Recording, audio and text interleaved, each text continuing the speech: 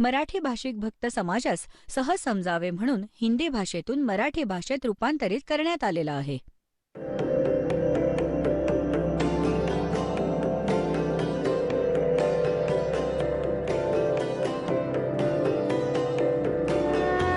और ज्ञान सब ज्ञान डी कबीर ज्ञान सो ज्ञान, और जैसे घोड़ा तोब का करता चले मैदान.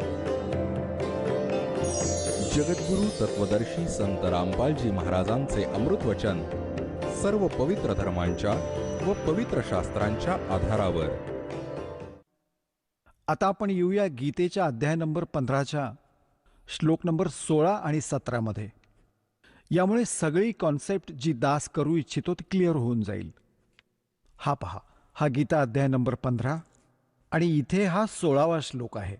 इथे 2 पुरुष सांगितले आहेत. दिव्यम द्वौ इमौ पुरुषौ, 2 पुरुष, 2 प्रभू, 2 स्वामी, एक क्षर आणि एक अक्षर. याला क्षरपुरुष म्हणा. हे दोन्ही पुरुष इथे बघू शकता, क्षरपुरुष आणि अक्षरपुरुष.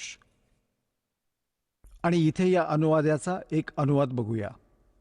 ह्या संसारात नाशवंत आणि अविनाशी असे 2 प्रकारचे पुरुष म्हणजे प्रभू, पुरुष म्हणजे स्वामी, भगवान म्हटले आहेत. आणि सर्व जीवांचे शरीर नाशवंत आहे आणि आत्म्याला अविनाशी म्हटले आहे. याचा भावार्थ हा आहे की क्षरपुरुष हा तर ब्रह्म आहे आणि अक्षरपुरुष हा परब्रह्म आहे. क्षरपुरुष जो आहे तो हा ब्रह्म 21 ब्रह्मांडांचा स्वामी आहे आणि अक्षरपुरुष हा 7 शंख ब्रह्मांडांचा स्वामी आहे. हे दोघेही आणि याच्या अंतर्गत जेवढे प्राणी आहेत ते सर्व नाशवंत आहेत, परंतु जीवात्मा तर कोणाचाच मरत नाही, तो तर विशेष वेगळा आहे. आता हे स्पष्ट करून दिलं की दोन्ही नाशवंत आहेत, क्षरपुरुष आणि अक्षरपुरुष. भले अक्षर म्हणजे अविनाशी असतो, परंतु याचे खूप दीर्घायुष्य आहे, ज्या कारणाने त्यांना अक्षर म्हटलं आहे, म्हटलं जातं, परंतु ते वास्तविक अविनाशी नाही आहेत. याची कॉन्सेप्ट 15व्या अध्यायाच्या 17व्या श्लोकात स्पष्ट केली आहे की उत्तम पुरुष तू अन्यहा आणि परमात्मा इति उदारतः. पहा, 15व्या अध्यायाचा आपण हा 16वा वाचला, आता 17वा वाचू. उत्तम पुरुष तू अन्य परमात्मा इति उदारतः य लोकत्रयम आविश्य विभर्ति अव्यय ईश्वरः. उत्तम पुरुष म्हणजे श्रेष्ठ परमात्मा, तर या दोन्हींपेक्षा कुणी वेगळा आहे. 2 पुरुष. 16व्यामध्ये म्हटलंय कुणी इतर आहे आणि जो 3ही लोकात प्रवेश करून सर्वांचं पालन पोषण करतो. अविनाशी परमेश्वर परमात्मा अशा प्रकारे म्हटलं गेलं आहे. आता पुण्यात्म्यांनो, आता तुम्ही हा उलटा लटकलेला संसाररूपी वृक्ष पाहिला. हा पहा, हा उलटा लटकलेला संसाररूपी वृक्ष आहे आणि याची वर मुळे आणि खाली 3ही गुणरूपी शाखा आहेत. तर मुळापासूनच पूर्ण वृक्षाला आधार मिळतो 3ही लोकात प्रवेश करून. सर्वांचे पालन पोषण हा मूळरूपी परमात्मा परम अक्षर ब्रह्मच सर्व विश्वाचे पालन पोषण करतात. हा संसाररूपी वृक्ष आहे.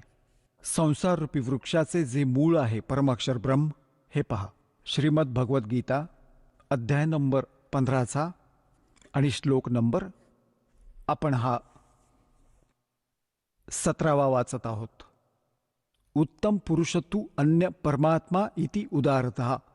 उत्तम पुरुष म्हणजे श्रेष्ठ परमात्मा, तो तर वर कुणी वेगळाच आहे. हे वरच्यापेक्षा 16 नंबरपेक्षा वेगळं आहे आणि त्यालाच परमात्मा म्हटलं जातं. यह लोकत्रयम आविश्य विभर्ती. जो 3ही लोकात प्रवेश करून सर्वांचं पालन पोषण करतो, तो तिथे वास्तविक अविनाशी भगवान आहे. तो अविनाशी परमात्मा आहे. हे पहा, उत्तम पुरुष हा तू अन्य परमात्मा. उत्तम पुरुष तो पुरुषोत्तम उत्तम पुरुष आहे. पुरुषोत्तम भगवान तर कुणी निराळाच आहे, जो 3ही लोकात प्रवेश करतो आणि सर्वांचं पालन पोषण करतो, तो आहे अविनाशी परमात्मा वास्तविक. आता पुण्यात्म्यांनो, दास जो निष्कर्ष काढू इच्छितो तो आता निघतोय. आता जो प्रसंग चालू होता की विष्णूजी तर म्हणत होते की मी दुर्गेपेक्षा श्रेष्ठ कुणालाच मानत नाही. हे आध्यात्मिक ज्ञानाच्या जेवढे मला आहे, माझ्या ज्ञानानुसार दुर्गापेक्षा श्रेष्ठ भगवान नाही. विष्णूजी म्हणतात की मी दुर्गाची भक्ती करत असतो आणि आपले आचार्य शंकराचार्य म्हणतात की ते आपल्या स्वरूपाची भक्ती करतात, हे कुणाचीच भक्ती नाही करत. कोणी म्हणतात त्या रामाची भक्ती करतात, राम श्री शंकराची करतात. ही यांची दंतकथा आहे, लोकवेद होता. आता दुर्गाजींनी स्पष्ट केलं त्या म्हणतात ब्रह्मची पूजा करा, माझी पूजा त्यागा. त्याचे ओम नाम आहे, ओम नामाच्या जपाने ब्रह्मलोक प्राप्त होईल. गीताजीने स्पष्ट केलं की गीता ज्ञानदाता ब्रह्म आहे. त्याचे एक ओम अक्षर आहे, त्याची साधना करणारा ब्रह्मलोकात जातो. ब्रह्मलोकात गेलेला जीव परत जन्ममृत्यूमध्ये येतो. हा स्थायी मोक्ष नाही. आता गीता ज्ञानदाता 18व्या अध्यायाच्या 62व्या श्लोकात आणि गीता अध्याय नंबर 15च्या 1 पासून 4 मध्ये, 18व्या अध्यायाच्या 62 आणि 66 मध्ये, या श्लोकांमध्ये हे स्पष्ट करत आहेत की त्या परमेश्वराची भक्ती केली पाहिजे, त्या परमक्षर ब्रह्मची, जे 8व्या अध्यायाच्या 3ऱ्या श्लोकात म्हटले आहे. त्याची भक्ती केली पाहिजे. त्याची साधना केल्याने जीव कधीच परतून संसारात येत नाही. परमेश्वराच्या त्या परमपदाची प्राप्ती होते. आणि गीतेच्या अध्याय नंबर 18च्या श्लोक नंबर 62 मध्ये म्हटलं आहे की तू सर्व भावाने त्या परमेश्वराला शरण जा. त्याच्या कृपेनेच तू परमशांती आणि सनातन परमधामाला प्राप्त होशील. म्हणजे पुन्हा कधी जन्ममृत्यू नाही होणार. आता यांनीच स्पष्ट केले की तुमचा आणि माझा जन्ममृत्यू कायम होत राहणार. आता पुण्यात्म्यांनो, आज सकाळीही हाच विषय होता. परंतु जोपर्यंत या सद्ग्रंथांशी ओळख होत नाही तोपर्यंत आपल्याला विश्वास नाही बसत. कारण आपण दुधाने तोंड पोळले आणि ताक सुद्धा फुंकर मारून पितो, तर दासाला वाटतं की तुम्हाला इतकं दृढ करावं की आपण सद्ग्रंथांना पाहून तुम्ही बिलकुल पक्क व्हावं आणि मग त्यागाल तुम्ही ते नकली गुरु आचार्य आणि शंकराचार्यांना आणि स्वतःचं कल्याण कराल. श्रीमद भगवद्गीता अध्याय नंबर 8च्या श्लोक नंबर 3 मध्ये स्पष्ट झाले की तो परमक्षर ब्रह्म आहे. श्रीमद भगवद्गीता अध्याय नंबर 15च्या श्लोक नंबर 1 ते 4 आणि 16-17 मध्ये स्पष्ट झालं की वर मुळे म्हणजे पूर्ण परमात्मा आहे. अक्षर पुरुष त्याचा तणा आहे, क्षरपुरुष फांदी आहे. तीनही गुण रजगुण ब्रह्मा, सद्गुण विष्णू, तमगुण शिवजी या संसार रूपी वृक्षाच्या शाखा आहेत. आणि हे देखील स्पष्ट झालं की सर्वांचं पालन पोषण करणारा आणि वास्तवात अविनाशी परमात्मा परमक्षर पुरुष आहे, परमक्षर ब्रह्म आहे. आता गीता अध्याय नंबर 8च्या श्लोक नंबर 5 मध्ये आणि 7 मध्ये गीता ज्ञानदाता आपल्या साधनेसाठी म्हणतात की माझी भक्ती कर. त्यासाठी त्यांनी मंत्र सांगितला 8व्या अध्यायाच्या 13व्या श्लोकात की माझं एक ओम अक्षर आहे, नथिंग एल्स. आणि माझी भक्ती करायची असेल तर ओम अक्षर आहे, तर मला प्राप्त होशील, परंतु युद्ध करावे लागेल. आणि परमक्षर ब्रह्मला शरण जायचं असेल, त्याची भक्ती करायची असेल, तर त्याचा मंत्र सांगितला 17व्या अध्यायाच्या 23व्या श्लोकात. ओम तत्सत इति निर्देशः ब्रह्मणे त्रिवित समृतः. ब्रह्मणे म्हणजे तो परमक्षर ब्रह्म. तो पावण्याचे, त्याच्या भक्तीचे केवळ ओम तत्सत या 3 मंत्रांचा जप करण्याचा, स्मरण करण्याचा, 3 प्रकारे स्मरण करण्याचा आदेश आहे, निर्देश आहे. निर्देश म्हणजे फायनल निर्णय, नथिंग एल्स. तर त्याची साधना केल्याने तो 8व्या अध्यायाच्या 8, 9, 10व्या श्लोकात म्हटलं आहे की त्याची भक्ती करशील तर त्या परमात्म्याला, परमाक्षर ब्रह्मला प्राप्त होशील. जर त्याची साधना केल्याने जीव तिथे जातो जिथे गेल्यावर परत या संसारात येत नाही. आणि हे आपले अज्ञानी आचार्य, शंकराचार्य, तत्वज्ञानहीन जीव, मंडलेश्वर हे म्हणतात, आपले धर्मगुरू, की श्रीकृष्णजी स्वतःबद्दल बोलत आहेत. यात कॉन्सेप्ट क्लिअर केली की 2 परमात्मा वेगवेगळे म्हणाले, 3 सांगितलेत, पण दोघांचाच जास्त रोल आहे. कारण आपण क्षरपुरुषाच्या लोकात राहतो आणि परमक्षर ब्रह्मच्या लोकात आपल्याला जायचं आहे. त्याची साधना आहे, परंतु मध्ये एक थोडासा इंटरफरन्स आहे. याच्या अक्षर पुरुषाच्या 7 शंख ब्रह्मांडांमधून पार करून आपल्याला जायचं आहे. त्यासाठी त्याचा एक ओम तर सरळ मंत्र आहे ब्रह्मचा, तत् हा सांकेतिक आहे अक्षर पुरुषाचा, आणि सत देखील सांकेतिक आहे परमक्षर पुरुष, परमक्षर ब्रह्मचा. तर या 3 मंत्रांच्या साधनेने आपण इथून पूर्ण मोक्ष प्राप्त करून त्या लोकात निघून जाऊ, जिथे गेल्यानंतर साधक परत कधीही फिरून येत नाही. तर हा पूर्ण श्रीमद भगवद्गीतेचा निष्कर्ष आहे तुमच्यासमोर. आता अजून थोडे संकेत दाखवून देतो. पहा, गीता अध्याय नंबर 8चा आपण इथपर्यंत वाचलं होतं की तो परमक्षर ब्रह्म आहे. या 3ऱ्या श्लोकामध्ये तो परमक्षर ब्रह्म आहे जो गीता ज्ञानदात्यापेक्षा वेगळा आहे. आणि इथे गीता ज्ञानदाता म्हणतात 8व्या अध्यायाच्या आणि या 5व्या श्लोकात की जो पुरुष अंतसमयी मलाच स्मरत शरीर त्यागून जातो तो साक्षात माझ्या रूपाशी एकरूप होतो. साक्षात रूप नाही, मदभाव याती, म्हणजे माझ्या अशा भावात एकरूप होतो, यात काही शंका नाही. आता 7व्या श्लोकात काय म्हटलंय 8व्या अध्यायाच्या गीताजी, आणि 7व्यात काय म्हटलंय की यासाठी अर्जुना तू सर्व समयी माझे स्मरण कर आणि युद्धही कर. युद्ध करावं लागेल माझ्या शरणात राहिलास तर, आणि मला माझ्यात अर्पण केलेल्या मनबुद्धीने युक्त होऊन निसंशय मलाच प्राप्त होशील. आता 8व्या अध्यायात गीता अध्याय नंबर 8चा श्लोक नंबर 8 आपण वाचतोय. हे पार्थ, परमेश्वराचे हे नियम आहेत. परमेश्वराचे अभ्यास योग युक्तेन, त्या 3 मंत्रांच्या जपाचा अभ्यास करणारा, दुसरीकडे चित्त न वेधणारा, निरंतर चिंतन करत असणारा मनुष्य परमदिव्य पुरुषाला प्राप्त होतो. त्या परम अक्षर ब्रह्मला प्राप्त होतो. परम प्रकाश रूप दिव्य पुरुषाला अर्थात परमेश्वरालाच प्राप्त होतो, जो गीता ज्ञानदात्यापेक्षा अन्य आहे. हा आता 9व्यात इथे कॉन्सेप्ट पण क्लिअर केली आहे कवीम. आता या इथे छेडछाड नको करायला, हे स्पष्टच वाचू. जो पुरुष सर्वज्ञ, अनादी, सर्वांचा नियंता म्हणजे सर्वांचा स्वामी, सूक्ष्मापेक्षाही सूक्ष्म, सर्वांचं पालन पोषण करणारा, अचिंत्य स्वरूप आहे. सूर्याप्रमाणे नित्य चेतन प्रकाश रूप म्हणजे सूर्याप्रमाणेच तेजोमय, शरीरयुक्त, साकार, हे स्पष्ट आहे यामध्ये. अविद्येच्याही अतिपलीकडे सच्चिदानंद घनब्रह्म, सच्चिदानंद घन परमेश्वराचे स्मरण करतो, त्या परमअक्षर ब्रह्मचे स्मरण करतो. आता 9वा आपण वाचला 8व्याचा, आता 10वा वाचूया. तो आहे भक्तियुक्त पुरुष म्हणजे 3 मंत्रांचा जप करणारा, ज्यामध्ये 1 ओम आहे आणि 2 तत्सत. तत् आणि सत सांकेतिक आहेत. तो आहे भक्तियुक्त पुरुष अंतकाळी, योग बलाने, योग म्हणजे साधना, भक्तीच्या शक्तीने, भ्रुकुटीच्या मध्यात प्राणाला नीटपणे स्थापित करून मग निश्चल मनाने स्मरण करत त्या दिव्य रूप परमपुरुष परमात्म्यालाच प्राप्त होतो. म्हणजे गीता ज्ञानदात्यापेक्षा अन्य आहे तो परमअक्षर ब्रह्म, त्याची साधना करणाऱ्याला तो प्राप्त होतो. आणि हे अज्ञानी आचार्य आणि हे शंकराचार्य आपले धर्मगुरू म्हणतात. श्रीकृष्णजी स्वतःबद्दल बोलत आहेत, अजून कोणी परमात्मा नाहीये, ज्ञानी अजून कोणी नाहीये.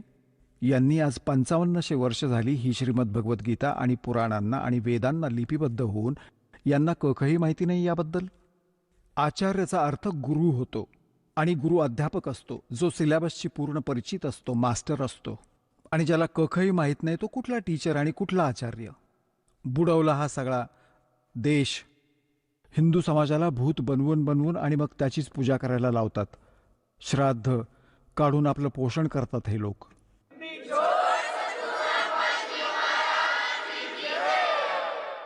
आता पुण्यात्म्यांनो, ही तर कॉन्सेप्ट क्लिअर झाली की श्रीमद भगवद्गीता अध्याय नंबर 18च्या श्लोक नंबर 62 आणि 66 गीता ज्ञानदाता ब्रह्म आहे, क्षरपुरुष आहे, आपल्यापेक्षा अन्य आहे. त्या परमाक्षर ब्रह्मला शरण जाण्यास सांगतो. तो परमाक्षर ब्रह्म कोण आहे हे दास सांगेल.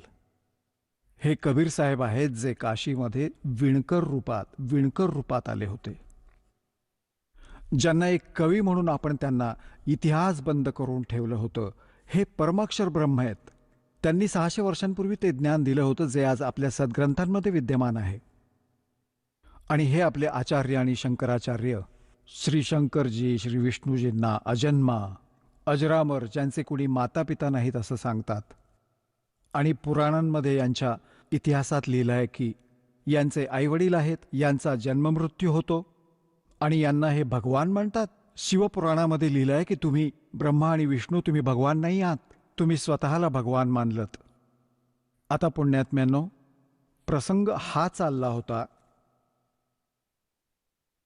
की आपले धर्मगुरू शंकराचार्य, आचार्य आणि सतयुगापासून आजपर्यंत या ब्राह्मण म्हणजे महर्षींना, ऋषींना तर ज्ञान कुठून असणार यांच्या. भगवानांनाच ज्ञान नाहीये, ज्यांना हे भगवान म्हणतात विष्णू आणि शंकरजींना आणि ब्रह्माजींना, आणि यांना हे भगवान म्हणतात, हे स्वामी म्हणतात, आणि हे भगवान नाही आहेत हे प्रमाण आहे पुराणात. आता ही कॉन्सेप्ट क्लिअर करतो.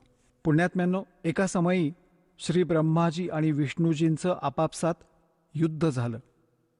कशावरून युद्ध झालं की ब्रह्माजी म्हणतात विष्णूजींना की मी तुझा पिता आहे, तुझा जनक आहे. विष्णूजी म्हणतात की मी तुझा पिता आहे, मी तुझा जनक आहे. अशा प्रकारे दोघांचं युद्ध झालं. या दोघांमधील युद्ध समाप्त करण्यासाठी वरून यांच्या पित्याने, या ब्रह्मने, क्षरपुरुषाने यांच्या मधोमध एक स्तंभ उभा केला, लिंग, खूप मोठा पिलर, तेजोमय.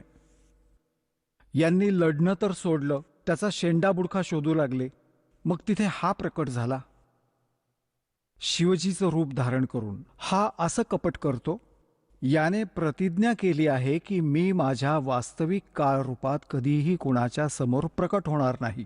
याचे काळरूप कोणते आहे? गीतेच्या अध्याय नंबर 11 श्लोक नंबर 47-48 मध्ये हे म्हणतात की अर्जुना बघ, हे आहे माझं काळरूप, विराट रूप.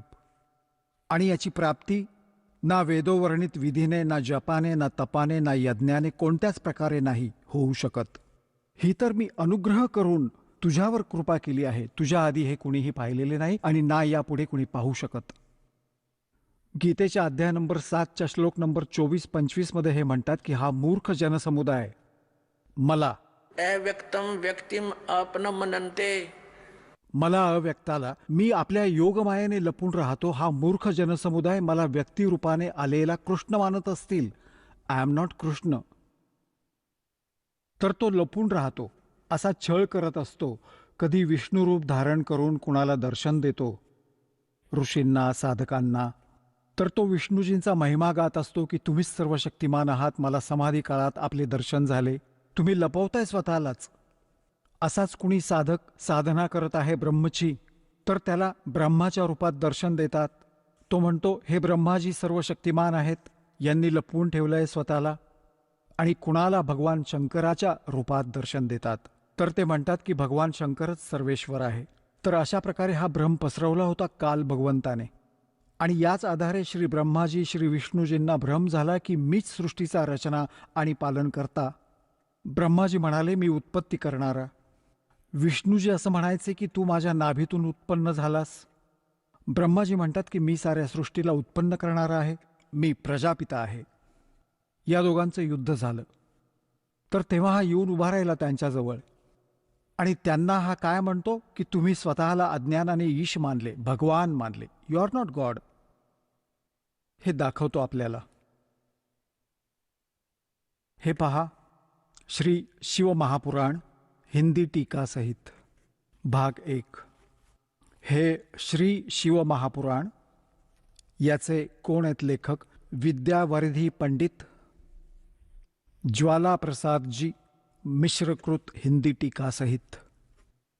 खेमराज श्रीकृष्णदास प्रकाशन, मुंबई. हे शिवमहापुराण आहे. याच्या आपण विद्वेश्वर संहितेत जाऊया. हे 11वं पान, विद्वेश्वर संहिता शिवपुराण, अध्याय 6 मध्ये. इथे नंदिकेश्वर म्हणजे तो नंदी बैल सांगत आहे भगवान शंकरांचा. नंदिकेश्वर म्हणाले की हे योगेंद्र, एकदा विष्णू भगवान शेषशय्येवर आपल्या गरुडादी पार्षदांनी संयुक्त लक्ष्मीसहित शयन करत होते. त्यावेळी ब्रह्मज्ञानींमध्ये श्रेष्ठ ब्रह्माजी आपल्या इच्छेनेच तिथे आले. सर्व प्रकारे सुंदर अशा त्या शय्येवर शयन करणाऱ्या कमललोचन विष्णूजींना विचारू लागले, तुम्ही कोण आहात? मला बघूनही अहंकारी पुरुषाप्रमाणे शयन करता वत्स? मुला उठ, बघ, मी तुझा स्वामी आलो आहे. आलेल्या स्वामींना गुरुला बघूनही जो गर्वित होतो त्या द्रोही मूर्खाला प्रायश्चितच व्हायला हवे. हे ऐकून विष्णूजींना क्रोध आला, परंतु वरून दाखवला नाही. परंतु बाहेरून शांत राहिले आणि म्हणाले, मुला, वत्सा, ब्रह्मा, विष्णूजी म्हणाले ब्रह्माजींना, वत्सा, मुला, तुझं कल्याण हो, बैस, ह्या आसनावर बैस. यावेळी तुझे नेत्र कुटील आणि चेहरा वक्र का होत आहे? ब्रह्माजी म्हणाले, हे वत्स विष्णू, तुला काळाच्या प्रभावामुळे गर्व आहे. हे वत्सा, मी तुझा रक्षक आणि जगताचा पिता मी आहे. विष्णूजी म्हणाले की हे तर सर्व जग माझ्यात स्थित आहे. तू चोरासमान कसे हे आपले म्हणतोस? तू माझ्या नाभी कमलातून उत्पन्न झाला आहेस, त्यामुळे तू माझा पुत्र आहेस. यांना दंडुका पडल्या. खोलात नको जायला, पुढे जाऊया. यांची एकमेकात लढाई झाली. देवता फुलांचा वर्षाव करू लागले. शाबास, कापा एकमेकांना. हे आपल्या देवतांची लक्षणे. बघा, हे आपण आता 11वं पान वाचत आहोत. आता आपण खाली आलो आहोत. इथे खाली विद्वेश्वर संहिता.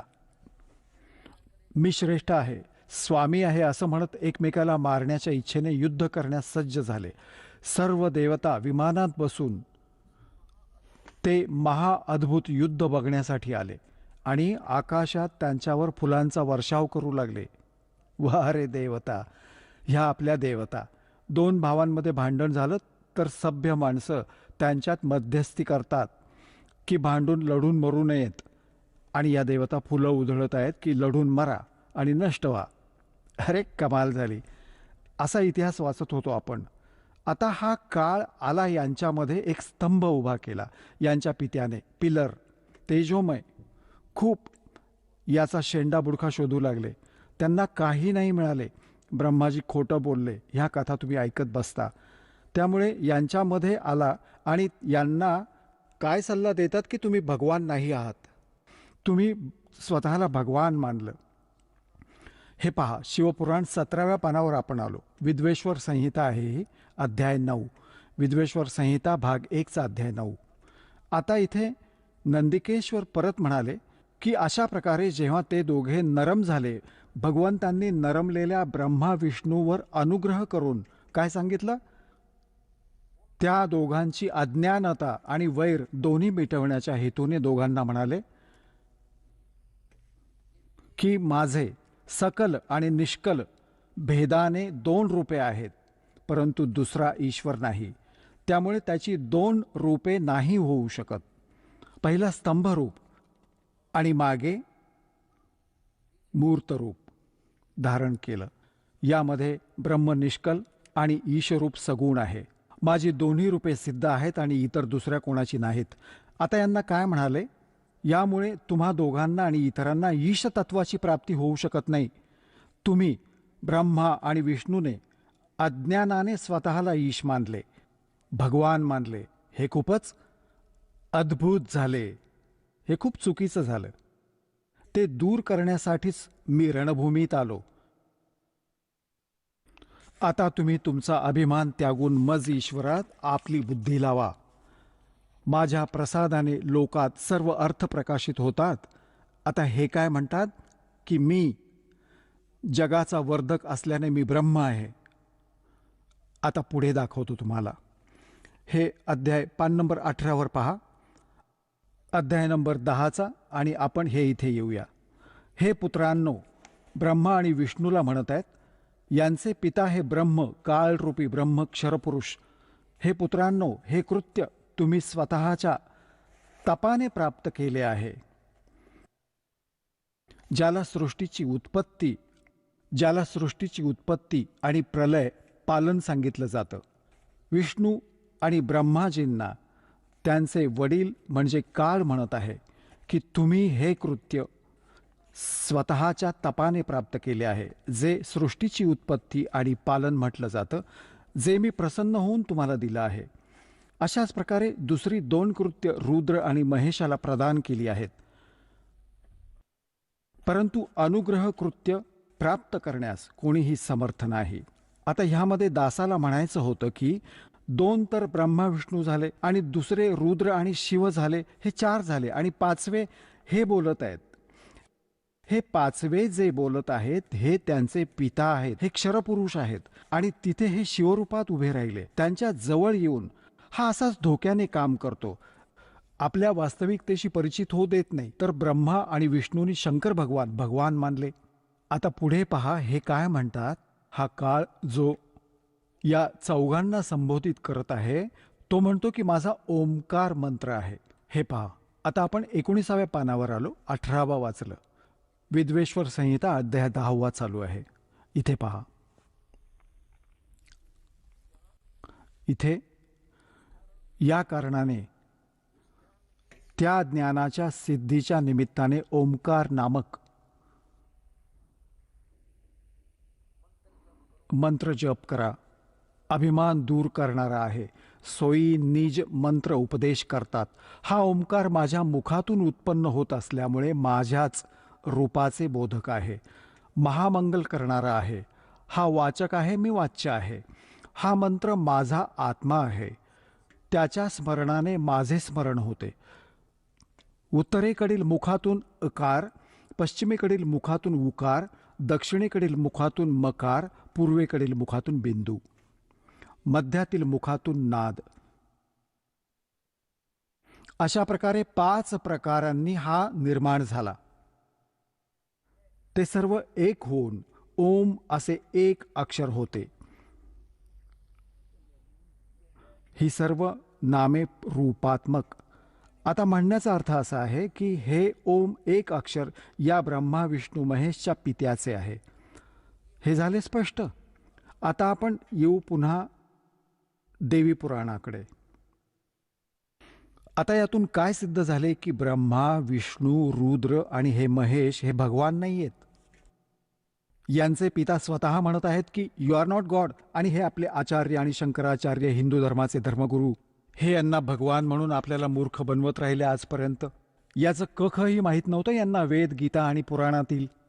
सांगा पुण्यात्म्यांनो, यांनी आपल्या भोळेपणाचा गैरफायदा घेतलाय या नकली गुरूंनी. पट्टी पढवली नुसती, मानव समाजाला भूत बनवलं आणि मग त्यांची पूजा करवतात. श्राद्ध घाला म्हणतात, पिंड घाला. आता जी साधना दास सांगेल त्यात ना कोणी भूत बनेल, ना कुठल्या कर्मकांडाची गरज आहे. आता पहा, श्रीमद भगवत गीतेकडे आपण परत येऊया.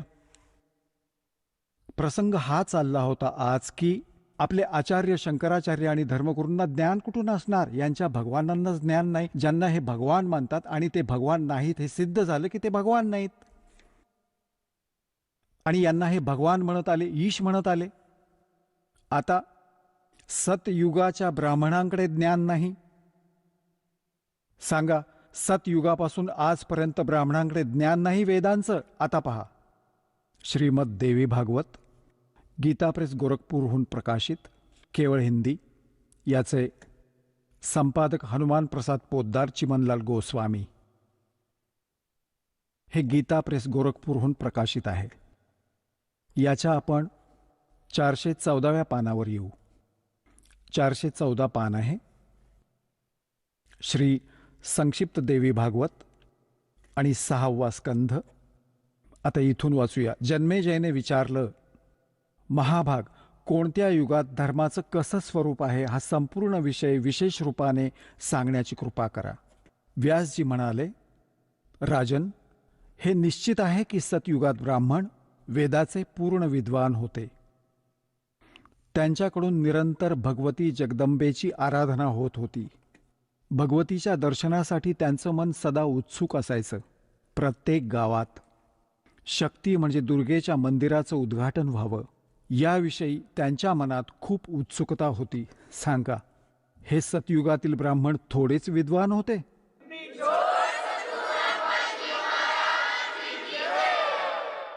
म्हणतात, व्यासजींचं ज्ञान बघा की सतयुगातील ब्राह्मण वेदाचे पूर्ण विद्वान होते आणि दुर्गेची भक्ती करायचे. अरे, आमचं नशीब फुटकं की आमचे आचार्य असे होते. आता दुर्गा तर म्हणते की वेद त्या ब्रह्मची पूजा करा, ओम नाम आहे, नथिंग एल्स, बाकी सर्व गोष्टी त्यागून द्या. तर काय मग हे सतयुगापासून आजपर्यंत ब्राह्मण लोक ह्या वेद, गीता आणि पुराणांशी परिचित होते? यांनी स्वतःचाही विनाश केला आणि आम्हालाही फसवलं. स्वतःचाही भक्तिनाश केला, जीवन नष्ट केलं आणि बरोबर यजमानांनाही घेऊन बुडाले. ही तर सतयुगातील ब्राह्मणांविषयीची माहिती. आता कलियुगातील ब्राह्मणांची माहिती, जे वर्तमानातील शंकराचार्य आणि आचार्य वगैरे हे ब्राह्मणच आहेत, ब्राह्मण वर्णाचे. आता इथे पहा, तोच 6वा अध्याय चालू आहे.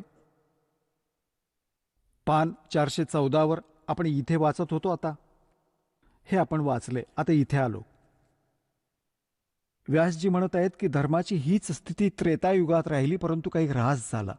सतयुगाची जी स्थिती होती द्वापार युगात ती विशेष रूपाने कमी झाली. राजन, त्या प्राचीन युगात सतयुग त्रेता द्वापारमध्ये जे राक्षस समजले जायचे ते कलीमध्ये, कलियुगात ब्राह्मण समजले जातात. कारण की आत्ताचे ब्राह्मण प्रायः पाखंड करण्यामध्ये तत्पर असतात, दुसऱ्यांना ठकवणं, खोटं बोलणं आणि वैदिक धर्मकर्मापासून वेगळं राहणं हा कलियुगी ब्राह्मणांचा स्वाभाविक गुण बनला आहे. आता पुण्यात्म्यांनो,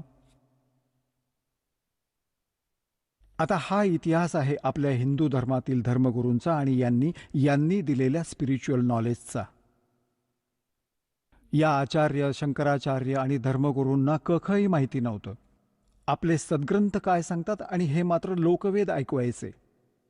हे काय म्हणतात की जीवच ब्रह्म आहे. अहम अहम आत्मा हाच ब्रह्म, हा आत्माच परमात्मा आहे.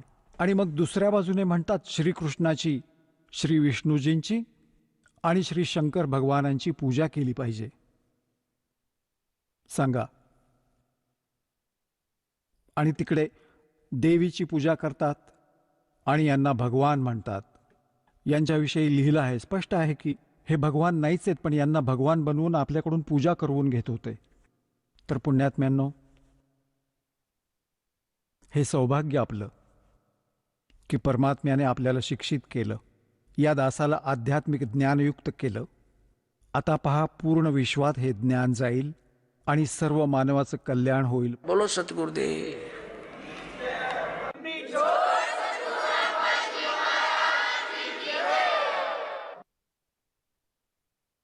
परमपिता परमात्मा पूर्ण ब्रह्म, सर्व सृष्टी रचनाकार कबीर परमेश्वरजी यांच्या असीम कृपेने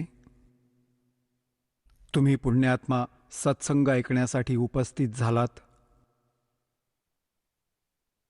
ज्या प्रेमळ आत्म्यावर परमात्म्याची विशेष कृपा असते त्यालाच ही सुसंधी प्राप्त होते. खूपच पुण्यकर्मी प्राण्यांना मानव शरीर प्राप्त होतं. त्यांच्याही पेक्षा जास्त पुण्यकर्मी प्राणी ते असतात जे परमात्म्याच्या शोधात मग्न असतात. आणि त्यांच्याही पेक्षा पुण्यात्मा ते प्राणी आहेत ज्यांना सद्गुरू प्राप्त झाले. तर पुण्यात्म्यांनो, तुम्ही त्या 3ऱ्या नंबरच्या म्हणजे गुड, बेटर, बेस्ट या बेस्ट आत्मा आहात परमात्म्याची. आपल्याला सद्गुरू मिळाले आहेत. आता तुमचा हा शेवटचा जन्म असेल जर तुम्ही जन्मभर सद्भक्तीवर टिकून राहाल, नियमित राहाल, तुम्ही सतलोकात जाल. आपण आजपासून नाही लागलात भक्तीसाठी, परमात्म्यासाठी, आपण युगानुयुगे लागलात. आपण भक्ती मार्गाला लागलेले आहात, परंतु मध्येच गफलत करून टाकता. कोणत्याही कारणाने तुमचा या भक्ती मार्गावरून पाय घसरून जातो आणि मग याच काळाच्या खड्ड्यात, भोवऱ्यात पडून राहता आणि पुन्हा प्रयत्न करता या भोवऱ्यातून सुटण्याचा, या विहिरीतून निघण्याचा. तर आता आपला प्रयत्न, आता आपला जो ह्या काळाच्या फेऱ्यातून निघण्याचा हा शेवटचा प्रयत्न आहे. जर यातून पुन्हा घसरलात तर हजारो युगांपर्यंत आपण या पायरीपर्यंत नाही येऊ शकणार, या चरणावर नाही येऊ शकणार.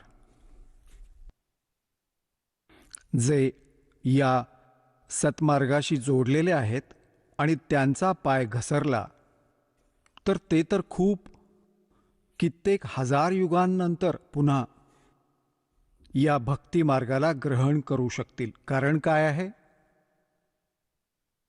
कारण हे आहे की ही सद्भक्ती आहे, यथार्थ मंत्र आहेत. यांचा जप केल्याने आपली कमाई खूप सारी होते, खूप जास्त होते, आणि आपण त्याचा संग्रह करून सतलोकात जायचे होते ह्या भक्तीच्या कमाईच्या जोरावर. आणि ह्या अंतिम श्वासापर्यंत संग्रह करायचा होता याचा. आणि आपण कोणत्याही कारणाने परमात्म्याच्या ह्या मार्गापासून विचलित होऊन जातो शेवटच्या श्वासापर्यंत कधीही, तर मग आपण इथेच राहून जाऊ. आणि इथला नियम आहे की जशी कर्म प्राण्यांनी केली आहेत तशीच फळं त्याला मिळणारच मिळणार. आपल्या पुण्यकर्मांचा, आपल्या सद्भक्तीचा डोंगर उभा राहील. जसा आपल्याला पहिला मंत्र दिला जातो, यात आपले कमळ आहे आपल्या शरीराच्या आत. ही चक्र बनलेली आहेत, चक्र. जसे एक मूळ चक्र आहे, मग स्वादिष्ठान चक्र आहे, ज्याला आपल्या संतांनी स्वाद चक्र म्हटलेलं आहे, आणि मग नाभी चक्र आहे. नाभी कमळही म्हणतात, मूळ कमळही म्हणतात, अधिष्ठान कमळही म्हणतात. चक्र म्हणा, कमळ म्हणा, संतांनी त्याला कमळ म्हटलेलं आहे, योग्यांनी चक्र म्हटलं आहे. मग हृदय कमळ म्हणजे हृदय चक्र आहे. मग कंठ कमळ आहे, म्हणजे कंठ असलेलं चक्र. आणि मग त्रिकुटी कमळ आहे. तर अशा प्रकारे आपल्या शरीरामध्ये जेवढी काही कमळचक्र आहेत, यांच्यावर एका देवतेचं अधिपत्य आहे. मूळ चक्राच्या वर, मूळ कमळाच्या वर गणेशजी. गणेशजींचं बॅरियर आहे. हे समजा की हे बॅरियर आहे. आपल्या निजधामाला जायचं आहे, हे बॅरियर आहे. प्रथम बॅरियर आहे मूळ कमळाचं. आणि दुसरं अधिपत्य आहे स्वादिष्ठान कमळ. कमळ म्हणजे चक्र, स्वाद चक्र. आणि तिसरं अधिपत्य आहे हे नाभी चक्र, नाभी कमळ. तर मूळ कमळावर गणेशजी तिथले प्रमुख आहेत. आणि स्वाधिष्ठान चक्ररूपी बॅरियरवरती श्री ब्रह्माजींचं राज्य आहे, सत्ता आहे. आणि नाभी कमळावर विष्णूजी आणि लक्ष्मीजी हे यांच्या सोबत आहेत. तर परिवार आहे यांचा. ब्रह्माजींच्या बरोबर त्यांची पत्नी सावित्री आहे. आणि मग हृदय कमळावर भगवान शिव आणि पार्वती हे इथले अधिकारी आहेत. आणि कंठकमळावर श्री दुर्गाजी. तर अशा प्रकारे आपण कंठकमळापर्यंत जेवढ्या काही ह्या बॅरियर आहे यांना पार करण्यासाठी आपल्याला हे मंत्र देऊन ठेवले आहेत. प्रथम मंत्र. तर यांची भक्ती कमाई करून तुम्ही जेव्हा या सीमेच्या जवळ जाल तर आपला बॅरियर ओलांडण्याचा मार्ग साफ होईल. आणि आपली जी कमाई, जी प्रथम मंत्रात या देवांची जी सेवा चाकरी केली आहे, ही आपण तिथे यांचा कर भरत जाल. अशा प्रकारे आपण सतलोकात जाण्यासाठी हे सहयोगी होतात, जर आपण ही भक्ती चालू ठेवली अंतिम श्वासापर्यंत. आणि जर आपण यातून घसरलो भक्तिमार्गापासून तर मग काय होईल? आपण ज्या गणेशजींच्या लेव्हलचा मंत्रजप केलात, जो आपल्याला दिला जातो, ती कमाई तुम्हाला श्री गणेशजींच्या लोकात प्राप्त होईल. तिथे गण बनाल. आणि मग जेव्हा आपली ह्या मंत्राची कमाई संपून जाईल त्या लोकात, त्यानंतर मग आपण श्री ब्रह्माजींच्या लोकात जाल, कारण आपण तोही मंत्र जपलेला आहे, त्याची कमाई भरपूर झालेली आहे. तर तिथे आपण आपली पुंजी नष्ट कराल देवता बनून. त्यानंतर तुम्ही जाल श्री विष्णूजींच्या लोकात, कारण त्यांच्याही नामजपाची कमाई आपण करून ठेवलेली आहे. आणि आता तिथेही आपली नामाचा जप केल्याची कमाई संपून जाईल, भक्ती कमाई, ते धन, आणि मग तुम्हाला तिथून काढून टाकलं जाईल. मग आपण भगवान शिवच्या लोकात जाल, आणि अशा प्रकारे तिथेही आपले पुण्य समाप्त झाल्यावर भक्तीचे, हा जो भगवान शंकरांच्या लेव्हलचा मंत्रजाप आपल्याला दिला आहे त्याची कमाई नष्ट झाल्यावर, संपल्यावर, मग आपण दुर्गाजींच्या लोकात जाल. आणि दुर्गाजींच्या लोकात जाऊन आपल्या पुण्यकर्मांच्या कमाईला तिथे नष्ट कराल. तर अशा प्रकारे हे तुम्हाला पृथ्वीवर नाही येऊ देणार, कारण इतका पुण्यसंचय होईल आपला. आणि पृथ्वीवर आल्याशिवाय भक्ती मिळत नाही. आणि भक्ती मिळेल या कलियुगामध्ये, सतयुग त्रेतायुगामध्ये. या भक्तीला आपण करत नाही, कारण की आपण स्वतःच जी साधना करत असतो त्याने आपल्याला वाटत असतं की आपण खूप सुखी आहोत. आणि मग तुम्हाला जे सतनाम देऊन ठेवलं आहे, जे 2 अक्षराचं, ज्यात एक ओम मंत्र आहे ह्या ब्रह्मचा. पुण्यात्म्यांनो, एकच औषध असतं ज्याच्या प्रयोगाच्या विधीमध्ये अंतर असल्याने त्याचा गुण बदलून जातो. तर हेच समजून घ्या की जे मंत्र आपल्याला प्रथम मंत्रात दिलेले आहेत तिथे त्याच विधीने जप करण्याने त्याचा गुण तोच आहे. आता त्याच मंत्रात सतनाम बनवून जो आपल्याला दिलेला आहे, याची साधना करण्याने या विधीने त्याचा गुण वेगळा असतो, लाभ भिन्न असतो. कित्येक भोळे आत्मे, कारण की आपण युगायुगांपासून अज्ञानाने भरलेले आहोत. आता हे तत्वज्ञान प्राप्त झालं आहे तर आम्ही वकील बनतो त्या अज्ञानाच्या आधारे. तर त्यात आपण हा विचार केला पाहिजे की जर आम्ही विद्वान असतो तर आपल्याला हे ज्ञान आधीच मिळालं असतं. आपण विद्वान नाही, बुद्धिमान अवश्य आहात, परंतु त्या बुद्धीचा दुरुपयोग करून आपण भगवंतापासून दूर व्हाल. या दासाने जे मार्गदर्शन केले आहे ते गॉड गिव्हन आहे. ही काही ढोंगी भाटाची गाणी नाही आहेत. यामध्ये आपण एकदम विचार करणं सोडून दिलं पाहिजे. उपदेश घेतल्यानंतर, उपदेश घेण्याच्या आधी तर तुम्ही अगदी वकील बनून राहा. खूप चांगल्या प्रकारे निरीक्षण करा प्रत्येक गोष्टीचं, आणि मग दीक्षा ग्रहण करा. दीक्षा ग्रहण करण्याच्या नंतर जर गुरुजींच्या वचनावर जर अविश्वास निर्माण झाला तर आपलं नाव खंडित होऊन जातं, भगवंतापासून दूर होऊन जाता. म्हणूनच सर्वप्रथम दास ज्ञान ग्रहण करण्यासाठी पुस्तके देतो. सीडी बनवून ठेवली आहे, ती पहा, ऐका, तुलना करा अन्य संतांच्या ज्ञानाशी. आणि जेव्हा आपल्याला संतुष्टी होऊन जाईल की हा मार्ग अंतिम आणि योग्य आहे तर दीक्षा घ्या, नाहीतर नका घेऊ.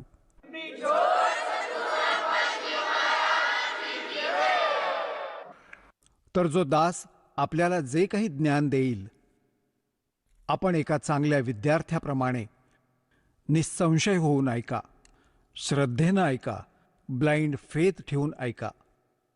पुण्यात्म्यांनो, श्रद्धाळू नेहमी आपल्या गुरुजींच्या वचनावर अंधविश्वास ठेवतात आणि तेच सफल होतात.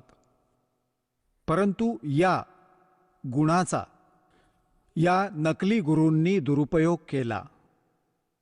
जेवढेही आपण पाहता हे संत आणि त्यांच्याकडे गेलेले हे भक्त किती समर्पित असतात. ते गुरुजी जे काही ज्ञान सांगतात शिरोधार्य असतं.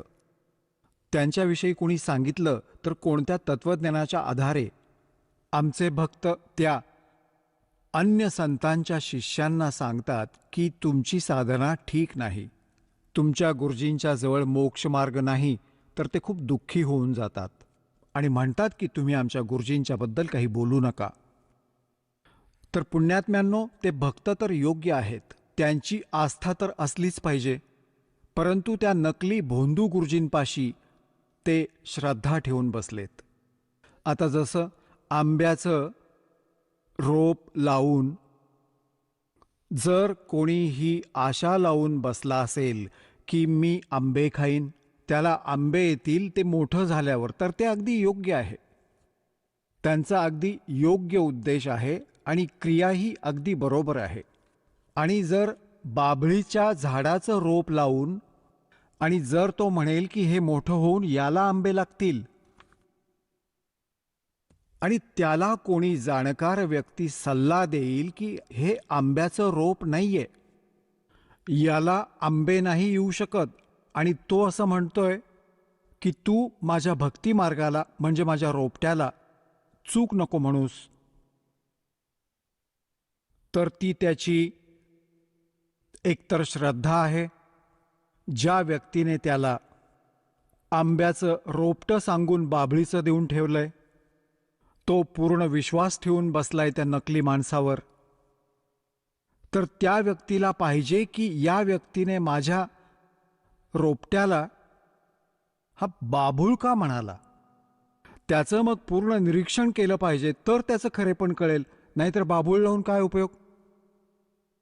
तर जशी अशी कोणी शंका उत्पन्न करत असेल की आपला भक्तिमार्ग ठीक नाहीये, तर त्याला पूर्ण विचारा, चांगल्या पद्धतीने निरीक्षण करा आणि मग या सद्ग्रंथांशी पडताळणी करा. कारण की कोणाच्या लोकवेदांनी म्हणजे सांगण्या बोलण्याने आपल्या मार्गातून डगमगणे योग्य नाही. आता पुण्यात्म्यांनो, हा दास आपल्याला जे ज्ञान देतो ते शास्त्रानुकूल आहे. पवित्र श्रीमद भगवद्गीता, पवित्र चारही वेद आणि पवित्र पुराण हे पवित्र हिंदू धर्माच्या श्रद्धाळूंसाठी शिरोधार्य आहे.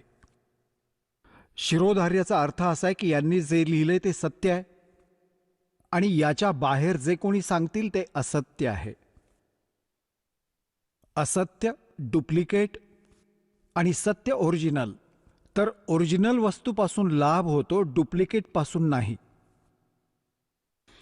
श्रीमद भगवद्गीता अध्याय क्रमांक 16 श्लोक 23-24 मध्ये स्पष्ट केलेलं आहे की अर्जुन, शास्त्रविधीला त्यागून जे मनमानी आचरण करतात त्यांना ना काही सुख प्राप्त होत, ना त्यांना कोणती गती प्राप्त होते आणि ना कोणती सिद्धी प्राप्त होते, अर्थात युजलेस.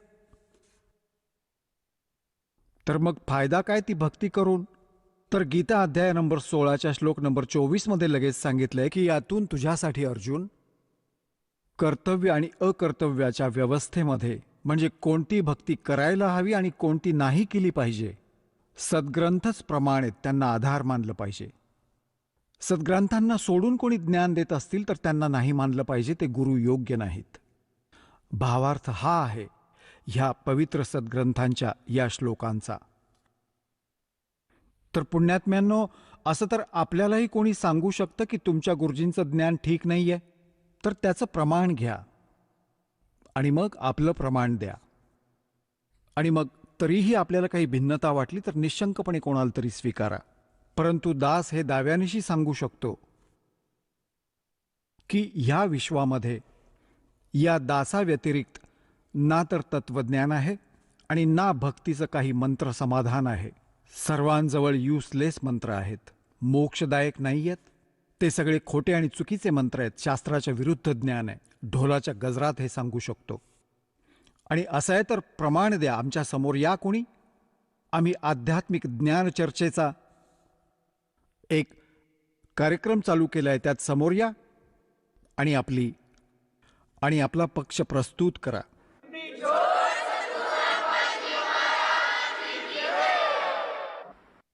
तर दास जे आपल्याला सांगू इच्छितो या विषयावर आहे की जी भक्ती आपण करता आणि जी साधना हा दास सांगतो त्याच्यावर आपला अविश्वास असता कामा नये, विशेष करून उपदेश प्राप्त झाल्यानंतर. आणि तरीही कुणी आक्रमबक्रम केलं तर तो हुशार प्राणी आहे. त्याने 1, 2, 4, 20,000 हजारोंना मूर्ख बनवून ठेवला असेल, जो गुरुपद मिळवून बसला असेल, जो दुसऱ्यांना अजून संभ्रमात टाकू पाहतो. अन्यथा इतके प्रमाण दिल्यानंतर तर मूर्ख माणूस पण समजून जातो की हा संत काय सांगू इच्छितो.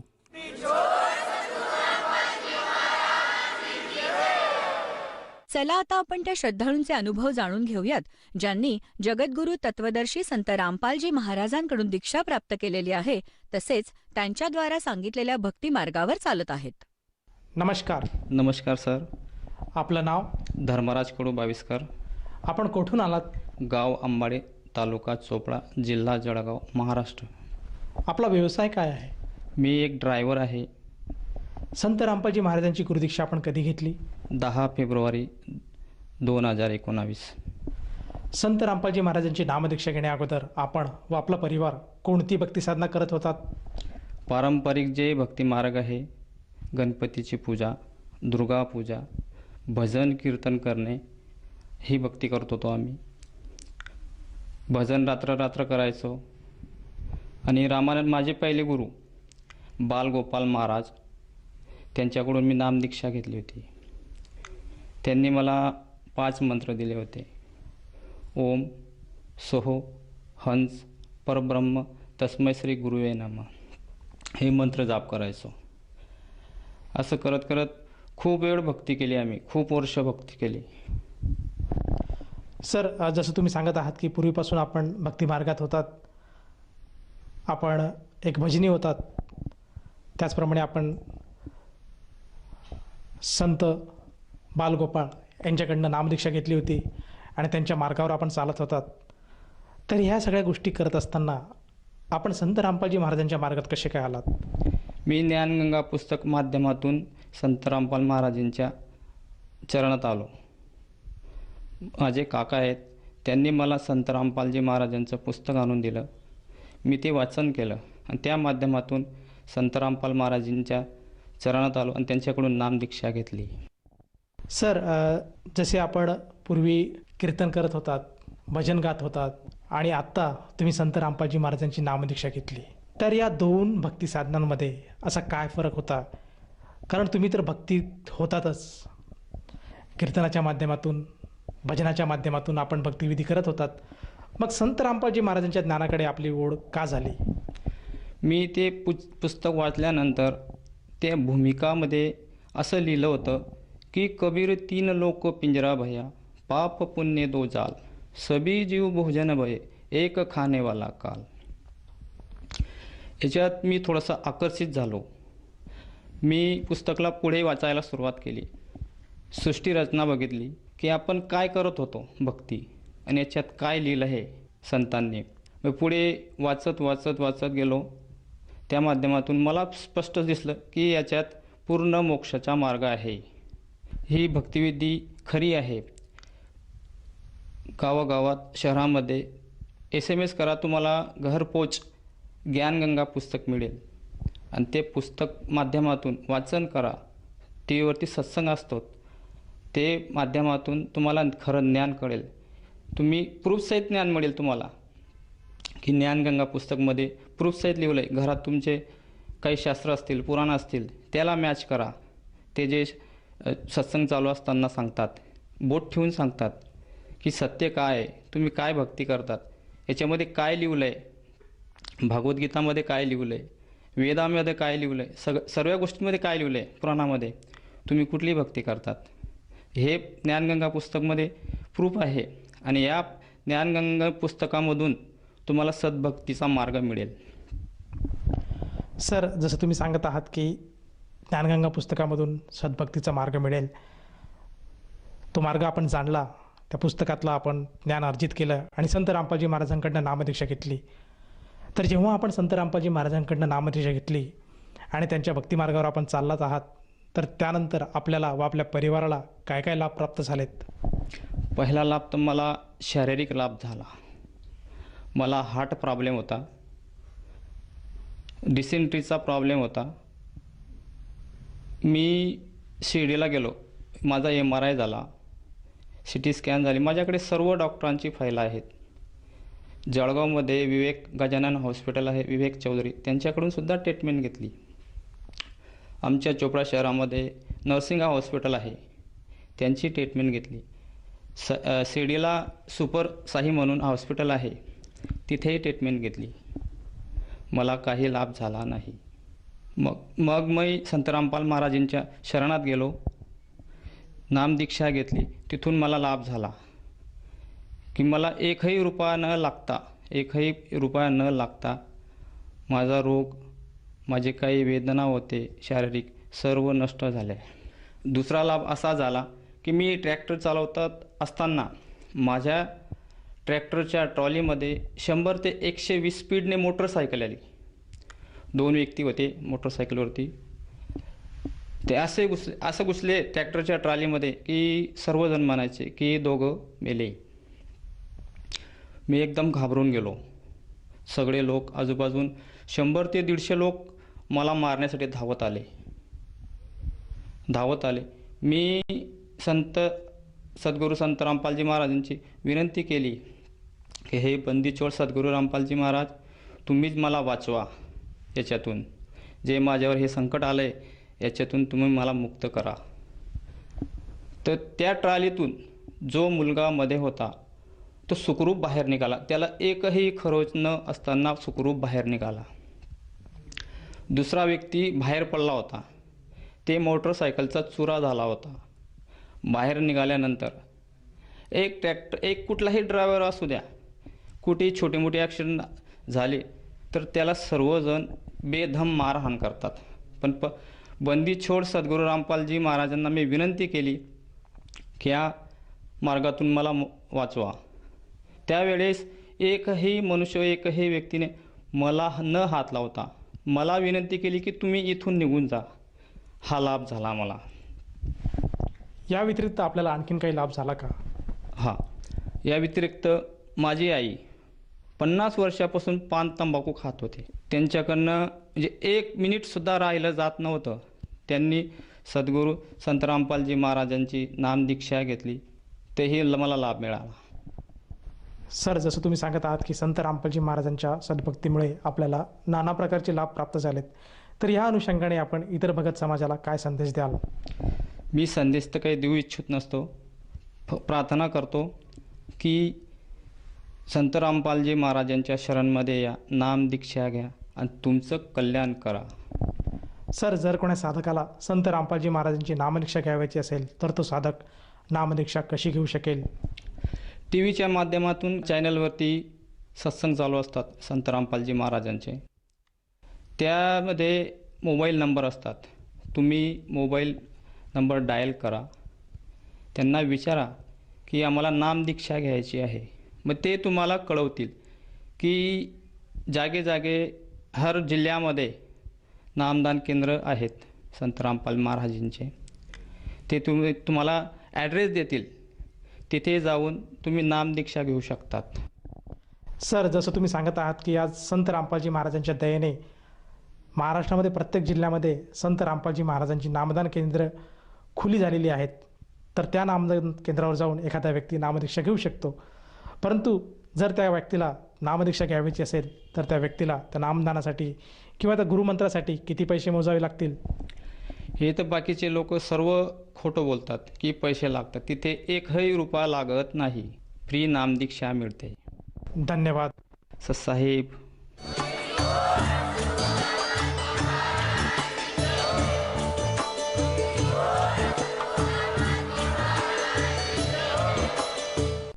आपण ऐकत होता जगद्गुरु तत्वदर्शी संत रामपालजी महाराजांचे मंगल प्रवचन.